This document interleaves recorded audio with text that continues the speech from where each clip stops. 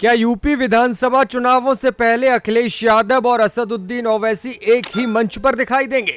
क्या एआईएमआईएम और समाजवादी पार्टी का गठबंधन फाइनल हो जाएगा? 2027 के महाकुंभ से पहले यूपी की सियासत में ये बड़ा चमत्कार होने जा रहा है। क्या ओवैसी की पतंग अब अखिलेश यादव की साइकिल के साथ उड़ान भरेगी? ये सवाल आज यूपी की सियासी फिजाओं में गूंज रहा है।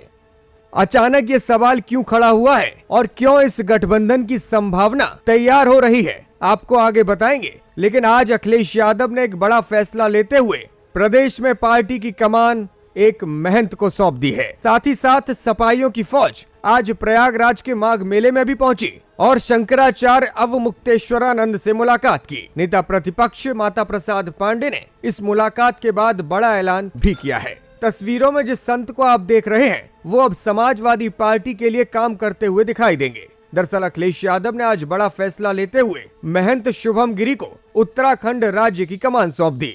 महंत शुभम गिरी पिछले लंबे वक्त से उत्तराखंड में पार्टी को मजबूत करने के लिए काम कर रहे थे। उत्तराखंड की सियासत में दखल बढ़ाने के लिए अखिलेश यादव का ये कदम बड़ी संभावना के तौर पर देखा जा रहा है। शंकराचार्य का समर्थन और पार्टी के प्रदेश अध्यक्ष जैसे अहम पद की जिम्मेदारी महंत को सौंपकर अखिलेश यादव ने साफ संकेत दे दिया है। पिछले कुछ वक्त से लगातार सियासी हलकों में अखिलेश यादव के सॉफ्ट हिंदुत्व की चर्चा हो रही है। जिस तरह से इटावा में केदारेश्वर मंदिर का वो निर्माण करा रहे हैं और अब जो कदम समाजवादी पार्टी एक के बाद एक उठा रही है, उसने भाजपाई खेमे की चिंता और भी बढ़ा दी है।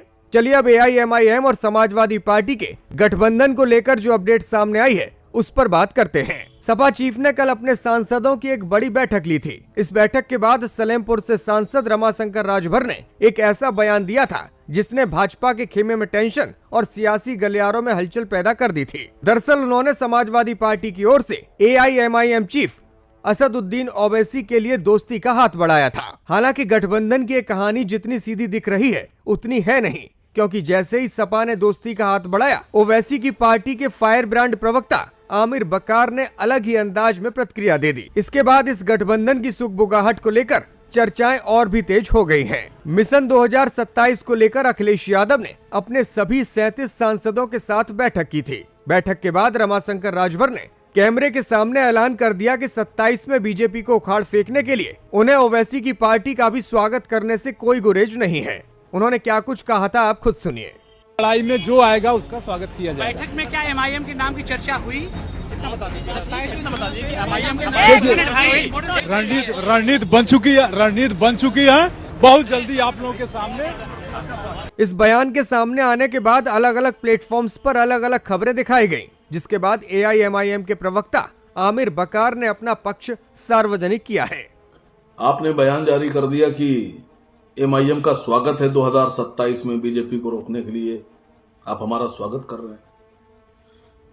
रमाशंकर जी, सबसे पहली बात तो आप हमें स्वागत पब्लिक में आकर कर रहे हैं, मीडिया में कर रहे हैं, लेकिन आप ऐसा स्वागत करते हैं, आप ऐसे मेहमान नवाज हैं कि पहले आप हमें घर बुलाते हैं मीडिया में बयान जारी करके, और उसके बाद में जब हम आपके घर जाते हैं तो आप हमें बेइज्जत करते हैं। उन्होंने कहा कि समाजवादी पार्टी के साथ गठबंधन करने में उन्हें गुरेज नहीं है, लेकिन इस गठबंधन की नीयत अगर साफ है तो खुद सपा चीफ अखिलेश यादव को सामने आना चाहिए। हमारा स्वागत करते हैं तो आप सिर्फ एक सांसद हैं, 37 सांसदों में से एक, लेकिन आपके बॉस जनाब अखिलेश यादव जी से अगर आपकी सिलसिले में बात हुई है और आपका बयान अखिलेश जी की मर्जी अनुसार है, तो यही बयान आप अखिलेश यादव जी से कहलवा दीजिए कि वो स्वागत करते हैं हमारा। हम अपना स्वागत करवाने के लिए तैयार हैं, आप हमें बुलाइए घर। इन दोनों बयानों के बाद समझने वाली बात यह है कि समाजवादी पार्टी अचानक एआईएमआईएम को लेकर नरम क्यों दिख रही है। 2024 में पीडीए के जरिए सपा ने बड़ी सफलता पाई थी। अखिलेश यादव जानते हैं कि 27 में मुस्लिम वोट बैंक में जरा भी सेंध लगी तो पार्टी की राह मुश्किल हो सकती है। ऐसे में ओवैसी की पार्टी अगर उनके साथ आ जाती है तो इस सेंधमारी की संभावना बिल्कुल खत्म हो जाएगी। महाराष्ट्र के बीएमसी चुनावों में भी ओवैसी की पार्टी ने जिस तरह से सपा को झटका दिया, उसका इफेक्ट भी अब दिखाई दे रहा है। आमिर बकार का ये कहना कि हम दावत पर आने को तैयार हैं, बस अखिलेश यादव चिट्ठी भेजे तो सही, ये साफ इशारा है कि ओवैसी झुककर नहीं बल्कि साथ आकर गठबंधन करने को तैयार जरूर हो जाएंगे। इस सियासी दांवपेच के बीच अखिलेश यादव आज मीडिया से रूबरू होते हुए दिखाई दिए। शंकराचार्य अवमुक्तेश्वरानंद के मामले में उन्होंने सीधे तौर पर उनका समर्थन किया और सरकार को घेरा। और शंकराचार्य और साधु संतों से हम लोग आशीर्वाद लेकर के जनता की सेवा करेंगे।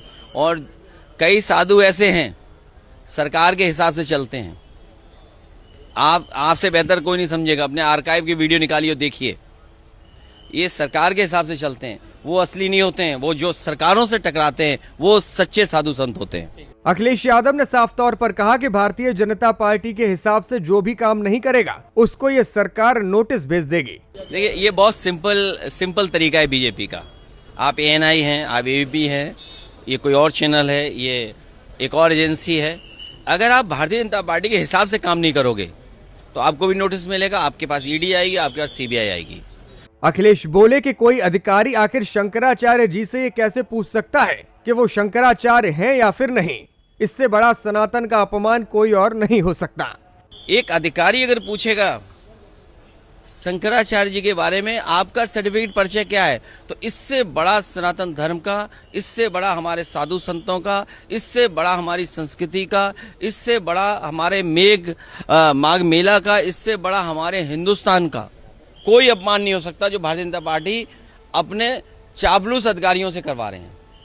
इस बीच समाजवादी पार्टी का एक दल आज प्रयागराज पहुंचा। विधानसभा में नेता प्रतिपक्ष माता प्रसाद पांडे ने शंकराचार्य अवमुक्तेश्वरानंद से मुलाकात की। इस मुलाकात के बाद उन्होंने क्या कुछ कहा वो भी आप सुनिए। सनातन समाज की तरफ से अपने तरफ से एक संवेदना, एक समर्थन के रूप में कह दीजिए, या एक दुख व्यक्त करने आए थे स्वामी जी के चरणों में कि आपके साथ अन्याय हुआ है और सारा समाज, सनातन समाज इससे आहत है, दुखी है। आपने आश्वासन दिया है पूरी घटना की जानकारी, हाँ, मैं पुलिस ने बर्बरता किया है इनके सब वो मैं पुलिस की बर्बरता के बारे में मुझे पूरी जानकारी हो गई है, अखबारों के मामले से हो गई, हमारे पार्टी के कार्यकर्ताओं ने बताया है। अब इस पर हम सरकार से जवाब मांगेंगे। जब असेंबली चलेगी तो इसको हम उठाएंगे और सरकार से कहेंगे ये अप्रिय घटना क्यों हुई।